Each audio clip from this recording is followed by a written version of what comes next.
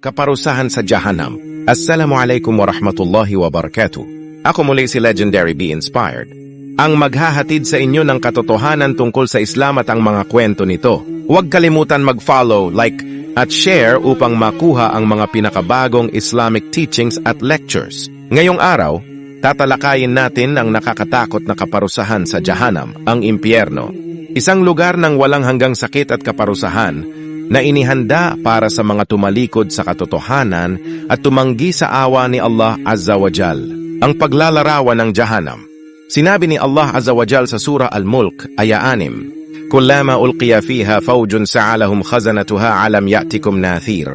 Tuwing may ihahagis na pangkat sa loob ng impyerno, tatanungin sila ng mga bantay, wala ba kayong tumanggap ng babala noon?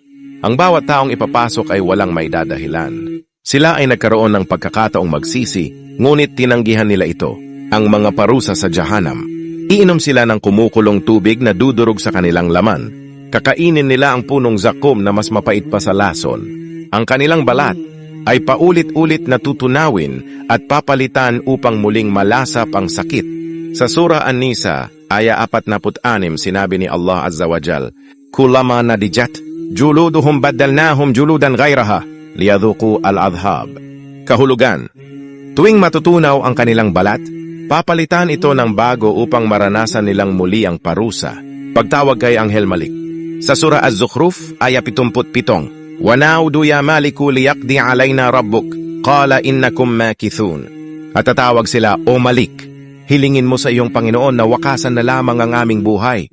Ngunit sasagot si Malik, kayo ay mananatili rito magpakailanman. Dahil sa tindi ng hirap, ang hiling nila ay kamatayan. Ngunit wala ng kamatayan sa Jahanam. Hadith tungkol kay Anghel Malik.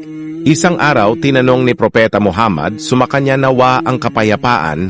Si Malaikat Gabriel, sumakanya nawa ang kapayapaan. O Jibril, bakit hindi ko kailanman nakitang ngumiti si Malik, ang bantay ng impyerno? At sumagot si Jibril, O Muhammad, mula nang likhain si Malik, hindi na siya ngumiti. Sapagkat araw-araw niyang nakikita ang apoy ng Jahanam at ang matinding kaparusahan, kaya't wala ng dahilan para siya ay ngumiti. Pagtatapon sa Jahanam. Mga kapatid, pakinggan natin ang nakakatindig balahibong paglalarawan sa Quran. Sa Surah Al-Furqan, aya 15, sinabi ni Allah Azza wa Jal, Itha ulqu minha makanan dayakan muqarranina da'u hunalika thuburan. Kahulugan. Kapag sila ay itatapon sa isang masikip na lugar ng impyerno, na nakagapos at nakatanikala, sila ay sisigaw ng matinding pagdurusa. Woe to us! Sana kami ay matapos na! Ang mga tao ay tatali ng mga anghel gamit ang mga tanikala at bakal na naglalagablab at itatapon sila sa nag-aalab na apoy. Habang sila ay bumabagsak, maririnig ang kanilang sigaw na puno ng takot at pagsisisi. Ngunit huli na ang lahat, paalala at inspirasyon. Magkababatid, ang lahat ng ito ay babala. Kung ang mga makasalanan ay magmamakaawa para sa kamatayan ngunit hindi ibibigay, bakit pa tayo magtutulak ng ating sarili papunta roon? Tandaan, ngayon ang panahon ng awa. Habang may buhay, bukas ang pinto ng pagsisisi. Motivational quotes by Legendary Be Inspired. Mas mabuti nang maghirap ng kaunti dito sa mundo kaysa maghirap ng walang hanggan sa kabilang buhay. Habang may oras, piliin na natin ang landas patungo kay Allah Azza wa Jal. Yang tunay na tagumpay ay kaligtasan mula sa apoy at pagpasok sa paraiso. Mga kapatid kong Muslim at mga kaibigan kong non-Muslim, ang kwento ng Jahanam ay hindi upang takutin lamang tayo, kundi upang ipaalala ang halaga ng buhay at ang awa ni Allah Azza wa Jal. Tandaan, mas malawak ang kanyang awa kaysa sa kanyang galit.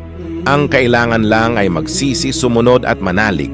Ako muli si Legendary Be Inspired, ang maghahatid sa inyo ng katotohanan tungkol sa Islam at ang mga kwento nito. Huwag kalimutan mag-follow, like, at share upang makuha ang mga pinakabagong Islamic teachings at lectures. Wassalamualaikum warahmatullahi wabarakatuh.